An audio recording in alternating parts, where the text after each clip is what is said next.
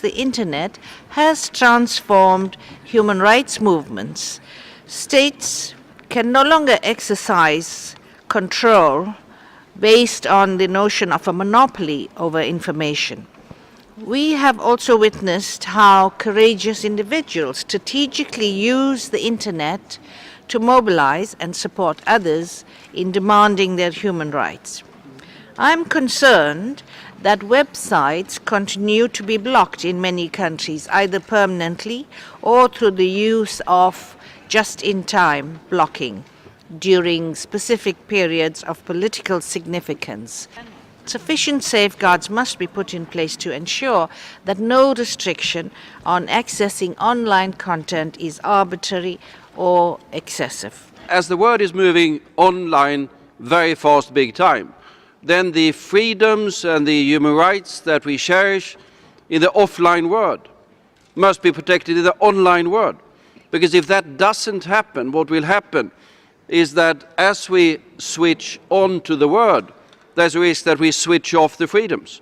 That's the fundamentals of it. So it is a consequences of a profound technological shift in the world, affecting all of our societies, and it affects the way in which we can protect human rights and freedoms.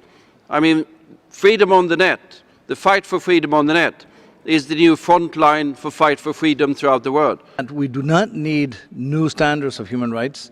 The standards exist. Articles 19 and 20 of the ICCPR are very clear, and all the other standards of human rights doctrine and human rights principles apply online as they do offline, whether it be through oral word, written word, or art, or any other form of expression.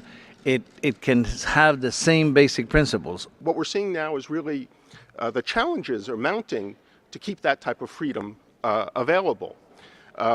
Overall, 40 countries censor the net in some form or fashion, up from only 4 a decade ago. And at Google, what we're seeing, we operate in about 150 countries, and in 25 of them, our products are either banned, blocked, or regulations imposed that really don't allow us to carry out that mission of making information accessible to all. It does pose new challenges.